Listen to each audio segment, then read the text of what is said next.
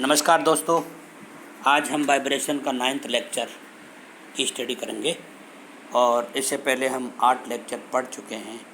मैं बात करूंगा क्योंकि उसमें 8th लेक्चर तक हमने अनडैम्प्ड वाइब्रेशन सिस्टम के बारे में पढ़ा था और उसके कुछ किस तरीके से डेरिवेशन किया है, इक्वेशंस निकाले थे। Different equations we have derived by different methods. आज हम फ्री डैम्प्ड वाइब्रेशन की बात करते हैं और किसी भी वाइब्रेशन सिस्टम के अंदर में अगर कोई रेजिस्टेंस अप्लाई होता है तो या तो लिक्विड फॉर्म में होता है या फिर सॉलिड फॉर्म में होता है। तो एक्सटर्नली और इंटरनली रेजिस्टेंस प्रोड्यूस होता है, तो उसकी वजह से डैम्पिंग प्रोड्यूस होता है। मास, स्टिफनेस और damping are the main characteristics of the vibratory system. यानी मास, स्टिफनेस और डैम्पिंग 3 मेन कैरेक्टर हैं जो कि वाइब्रेशन इन तीनों के बिना नहीं होता है। द मेन एडवांटेज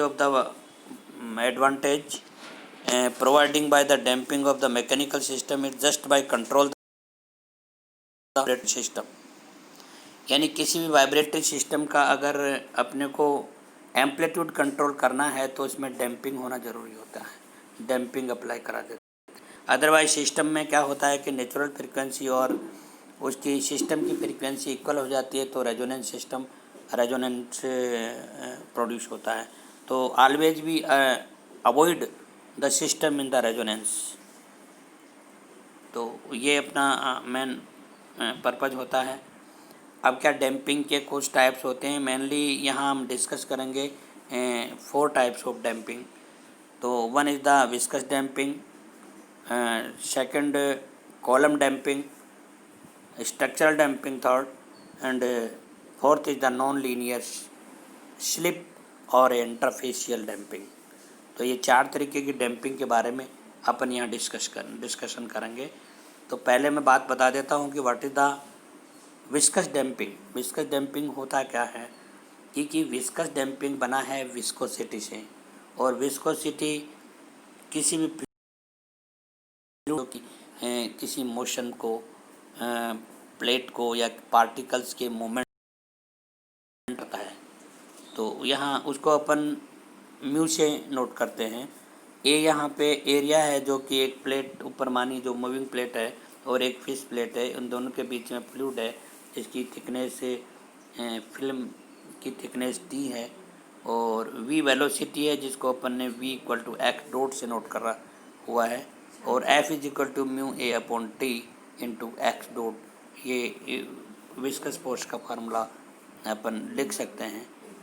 और इजीली है when the system is allowed to vibrate in a viscous medium the damping is called the viscous damping. कोई भी सिस्टम को अगर डैम्पिंग मीडियम के अंदर वाइब्रेशन होता है तो उसको अपन बोलते हैं डैम्पिंग वाइब्रेशन सिस्टम। तो यहाँ पे अपन वेलोसिटी को अपन एक्स डॉट से एक्सप्लेन किया है, और विस्कस फोर्स को F is equal to mu A upon T dot X dot से लिख सकते हैं। और यहाँ पर अगर mu A upon T equal to C में एज्यूम कर लेता हूँ जो कि विस्कस कोफिशिएंट कहलाता है, उसको अपन विस्कस कोफिशिएंट कहेंगे। तो viscous force F is equal to C X dot अपन इसको एक्सप्लेन कर सकते हैं। नेक्स्ट, अब मैं बात करना चाहता हूँ कि अगर मेरे पास में विस्कस फोर्स सामने आ गया तो मैं सिस्टम में विस्कोसिटी यानी कि डैम्पिंग प्रोवाइड करा सकता हूँ किसी भी वाइब्रेटिंग सिस्टम में।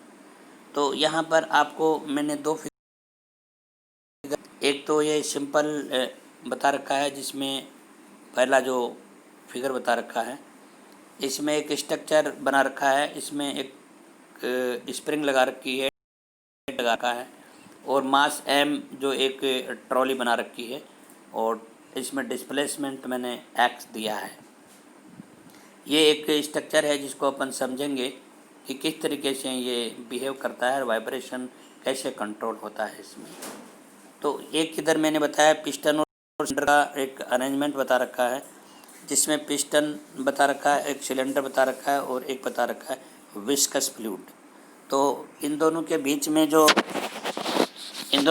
में क्लियरेंस होता है पिस्टन और सिलेंडर के बीच में, तो बहुत ही थिन फिल्म होती है फ्लूइड की, जो एक विस्कस फोर्स प्रोड्यूस करती है। वो बहुत ही थिन फिल्म होती है तो फोर्स भी बहुत कम होता है, तो सिस्टम और सिलेंडर के बीच में ये बहुत ही कम फ्रिक्शन प्रोड्यूस करता है। The value of the viscous damping coefficient बहुत ही स्मॉल वैल्यू होती है। यहाँ पे इस सिस्टम की बढ़ते हैं तो ये सिस्टम देखिए के और के इसकी स्टिफनेस है स्प्रिंग की, सी यहाँ पे डैम्पर है और इसमें स्लाइटली डिस्प्लेसमेंट मैंने एक्ट दे दिया है। तो इसको मैं इस तरीके से एक्सप्लेन करूँगा कि ये डैम्पिंग कैसे प्रोड्यूस होगी। तो damping resistance depend on the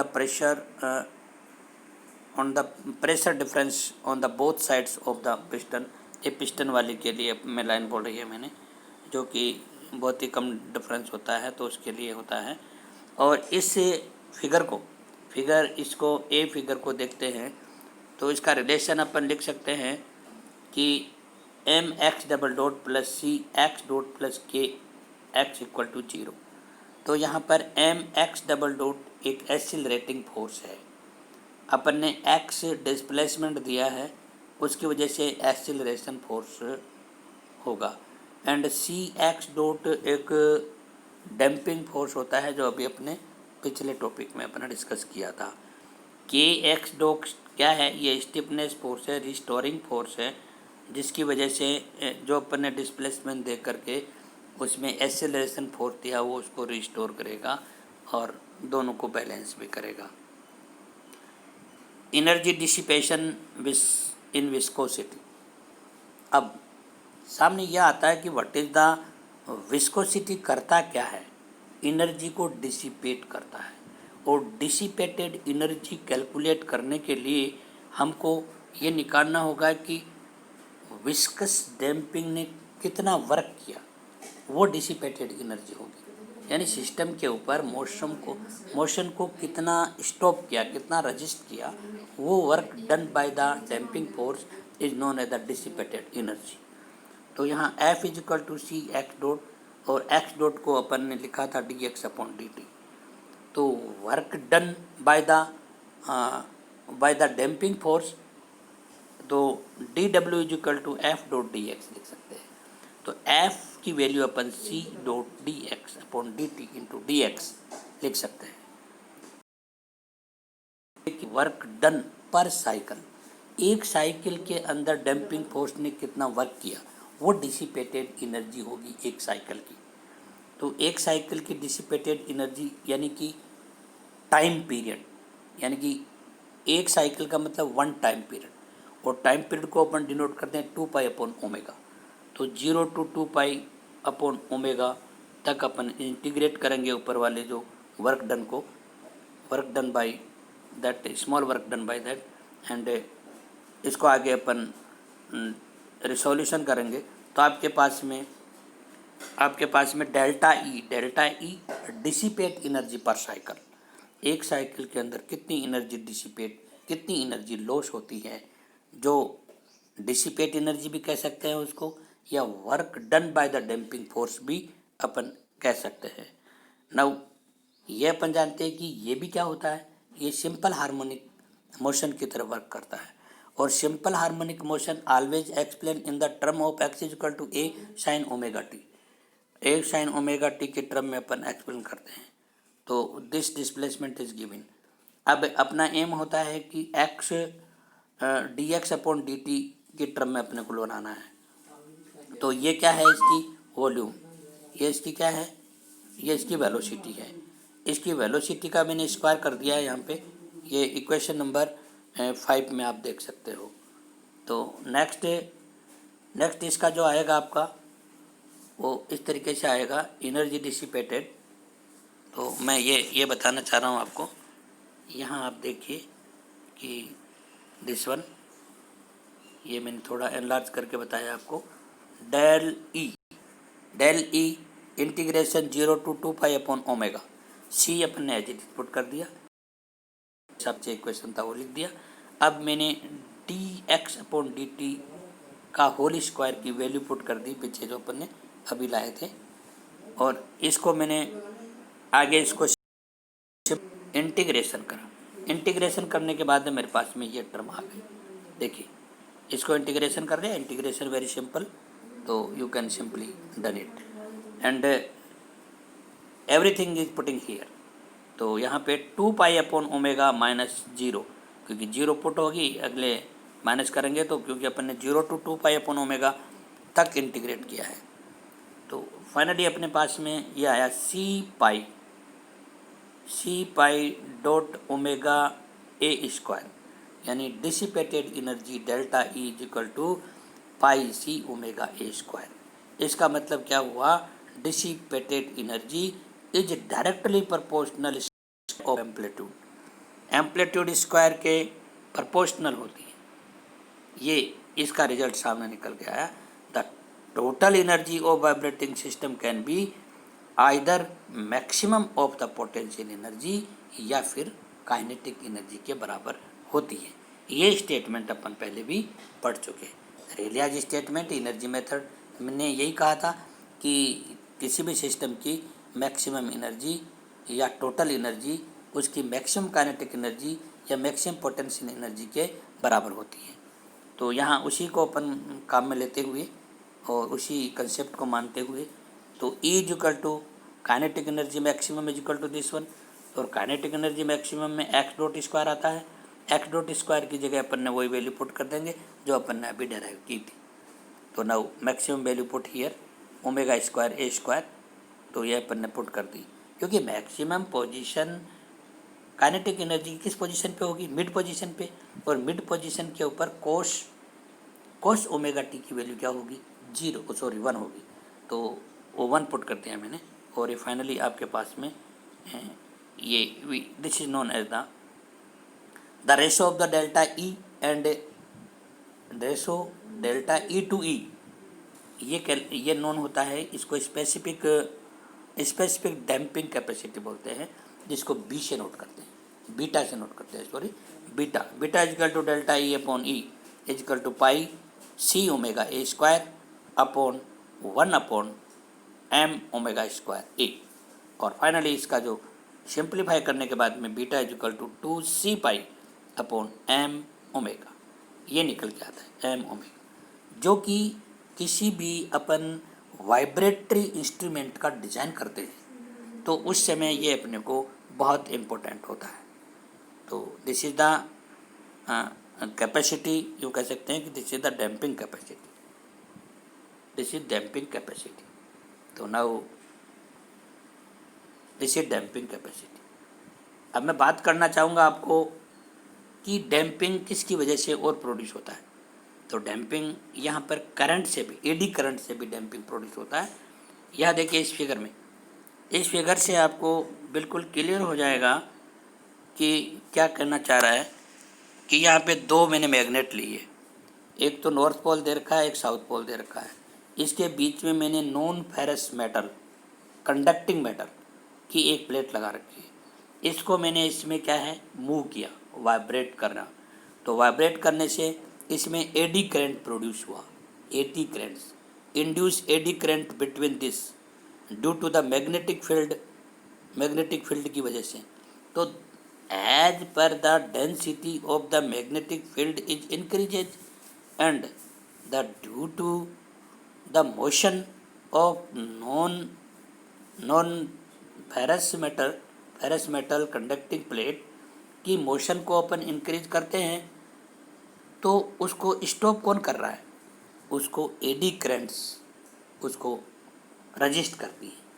और इस तरीके के जो रजिस्ट करने की ये जो प्रवृत्ति है, इस मोमेंट में जो रजिस्ट कर रही है, that one is known as the mechanical type of damping, और इसको अपन मैकेनिकल टाइप ऑफ डैम्पिंग बोलते हैं। This is known as the eddy current damping system. Now बात करेंगे अपन कॉलम डैम्पिंग। कॉलम डैम्पिंग क्या होता है? Column damping actually 2 surfaces rough हो, लेस स्मूथ हो, तो उन दोनों के बीच में फ्रिक्शन होता है। और इस फ्रिक्शन की वजह से जो डैम्पिंग होती है उसको बोलते हैं ड्राई डैम्पिंग, या फिर बोल सकते हैं अपन कॉलम डैम्पिंग। इसी को अपन बोलते हैं कॉलम डैम्पिंग। जो आपको फिगर में दिख रहा है, एक अपने हार्ड स्पेस बताइए, एक मास एम बता रखा है, और इसमें एक डायरेक्शन से अपन इसको पुल करते हैं तो इसमें फ्रिक्शन प्रोड्यूस होता है, that will produce the column damping. ये कॉलम डैम्पिंग होती है। बात करते हैं structural and hysteresis damping. Structural and hysteresis damping में क्या होता है कि इसमें इंटरनल फ्रिक्शन मॉलिक्यूल्स के बीच में होता है। जब किसी इलास्टिक मटेरियल को अपन टेस्ट करते हैं तो उसके मॉलिक्यूल्स के बीच में फ्रिक्शन प्रोड्यूस होता है। इलास्टिक मटेरियल्स के बीच की बात कर रहा हूँ। तो यहाँ मैंने एक फिगर बता रखा है। इस फिगर में देखिए आप, ये हिस्टैरिसीस लूप बता रखा है जिसमें एक एक्स एक्सिस और वाई एक्सिस दो बता रखी है। एक्स एक्सिस पे मैंने स्ट्रेन को शो कर रखा है, वाई एक्सिस पे मैंने स्ट्रेस को शो कर रखा है। अब जैसे ही उसके ऊपर अगर फ्रिक्शन किसी तरीके का फोर्स अप्लाई होता है मटेरियल पे, तो एक लोडिंग सिस्टम यानी उसमें स्ट्रेनिंग होती है। स्ट्रेनिंग होने से उसमें पार्टिकल्स का मूवमेंट होता है, और मूवमेंट होने से उसमें इलोंगेशन होता है, और इलोंगेशन होने से उसमें पार्टिकल्स इसके डिस्टर्ब होता है। और फिर जैसे ही उसको अनलोड करते हैं तो पार्टिकल वापस अपनी कंडीशन पे आने की, यानी कि प्रिलिमिनरी पोजीशन पे आने की ट्राई करते हैं। ट्राई करने से वापस ये ग्राफ, ये साइकिल नीचे की तरफ जाता है, और इस तरीके से साइकिल ये चलता रहता है। ये कहलाता है, इसको अपन बोलते हैं स्ट्रक्चरल या हिस्टैरिसीस डैम्पिंग। तो आप यहाँ देख सकते हो, एक्चुअली ये इलास्टिक मटेरियल्स में होता है। तो इसके बाद में अपन डिस्कस करते हैं इसका कि एक स्लिप डैम्पिंग की, जो मैंने अभी आपको 4 टाइप का कॉलम डैम्पिंग्स बताया था, तो 4 टाइप का ये वाला बताया था आपको, slip damping and interfacial damping. ये कहाँ होता है, ये किस जगह यूज होता है, इसमें एनर्जी का लॉसेज कहाँ होता है? वहाँ होता है जब जो किसी मशीन कंपोनेंट्स जिसमें फ्लक्चुएशन लोड लगता है। फ्लक्चुएशन लोड मीन्स कभी आ गया कभी नहीं आया, कभी आ गया कभी नहीं आया, यानी कि वेरिएबल लोड्स आर अप्लाइड इंटरवली से, जैसे कुछ बाद में आ गया, कुछ चला गया, फिर आ गया, फिर गया। तो इसको बोलते हैं अपन इसको बोलते हैं फ्लक्चुएशन लोड। और ये दो मशीन जॉइंट्स के बीच में किसी में भी हो सकता है, जैसे ऑटोमोबाइल व्हीकल्स में स्प्रिंग में हो सकता है, ऑटोमोबाइल व्हीकल्स में लीप स्प्रिंग्स में हो सकता है। तो interfacial friction produce between two meeting parts of the machine which are relatively motion और रिलेटिवली फ्लक्चुएटिंग। इस तरीके का जो फ्रिक्शन होता है वो इंटरफेशियल डैम्पिंग प्रोड्यूस करता है, और इसको बोलते हैं स्लिप डैम्पिंग। तो आज अपन यहीं तक स्टडी करेंगे। This is the 9th lecture of the vibration, और इसके बाद में अपन नेक्स्ट स्टेज नेक्स्ट लेक्चर में करेंगे।